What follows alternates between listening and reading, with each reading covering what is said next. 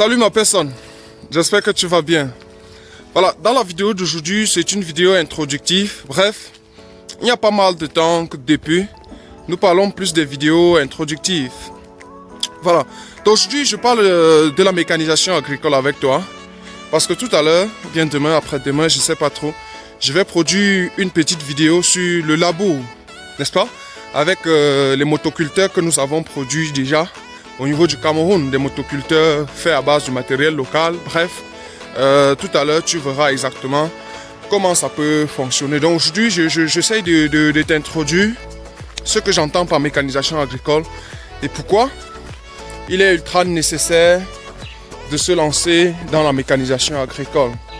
Alors, peut-être c'est la première fois que tu entends ce mot, mais je tiens à préciser que c'est quelque chose d'ultra important pour la chaîne de valeur agriculture. Dans tous les cas, si on souhaite vraiment atteindre le niveau de production adéquat. Alors, si c'est la première fois que tu me découvres, mon nom est Kana Evaris, je suis plus ou moins expert en mécanisation agricole. C'est vrai que au niveau du Cameroun déjà, c'est une donnée, c'est une véritable activité ou bien action ou bien domaine qui n'est pas encore assez découvert. Il faut préciser que la stratégie nationale de développement compte un maximum 5% pour la mécanisation agricole. Donc c'est un domaine nouveau. C'est pourquoi nous avons pris la peine de se lancer dans ce genre de domaine. Question de voir comment ça peut aller. Permettez que je résume très rapidement les 5 services que nous offrons désormais en agriculture. Service numéro 1, fourniture de plants d'arbres fruitiers et agrumes.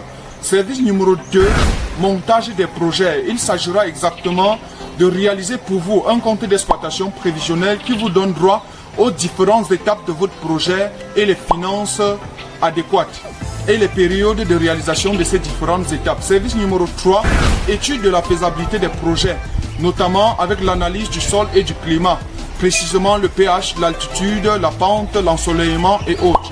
Service numéro 4, mise à votre disposition en location et en vente des machines agricoles et machines agroalimentaires, notamment les mélangeurs broyeurs, les tarières, les motoculteurs, les tracteurs, les semoirs et autres. Service numéro 5, installation des systèmes d'irrigation, précisément avec l'aménagement des sources d'eau, l'installation des systèmes d'irrigation goutte à goutte, des systèmes d'irrigation par aspersion et les systèmes d'irrigation de surface. Pour clôturer, nous avons mis sur pied un ensemble de groupes WhatsApp en fonction des cultures. Si vous voulez intégrer ces différentes plateformes, écrivez-nous afin de rejoindre l'équipe des éleveurs et l'équipe des agriculteurs. Je tiens à préciser que un pays comme les États-Unis, je ne sais pas trop, la Chine, bref, il y a pas mal de pays qui sont aujourd'hui développés. C'est plus à cause de la mécanisation agricole. Alors, cette chaîne te s'avère être donc intéressante. Si tu n'étais pas encore abonné, vas-y, c'est le moment le plus adéquat pour toi. Parce que chaque semaine, je fais pas mal de vidéos, question de te donner assez de détails nécessaires sur pas mal de choses pour te conseiller de te lancer dans n'importe quel domaine, bref, pour te permettre d'actualiser les connaissances que tu as déjà et lancer un nouveau projet ou renforcer les capacités de ton projet. Alors, la mécanisation agricole qui est le thème central de notre discussion aujourd'hui est une problématique nouvelle, comme je le dis. Et la mécanisation agricole, c'est cette activité-là qui souhaite qu'on atteigne une certaine agriculture intensive. Ce que j'appelle agriculture intensive, c'est augmenter les surfaces. Donc, quand ils entendent parler de mécanisation agricole, on s'attache plus au tracteur. C'est vrai, c'est pas faux. Mais il y a beaucoup d'autres éléments qui vont entrer en jeu dans le profil de mécanisation agricole. Je ferai par exemple une vidéo pour te montrer exactement les éléments que tu dois avoir dans ton exploitation agricole et qui sont des éléments qui me semblent appartenir au domaine de la mécanisation agricole. Par exemple, rendre une ferme automatique, c'est la mécaniser. Oui. Quand je dis rendre une ferme automatique, je parle surtout de l'élevage, c'est-à-dire l'abreuvement des porcs, des poules, la nutrition soit aussi automatique. Bref, automatiser une ferme, c'est aussi la mécanisation agricole. Et au niveau du Cameroun actuellement, Nous qui sommes dans ce genre de domaine, on est en train de travailler sur le petit outillage agricole. C'est quoi le petit outillage agricole? Je t'ai parlé du motoculteur un peu plus haut. Donc nous sommes en train de voir dans quelle mesure on peut faire des petites motoculteurs.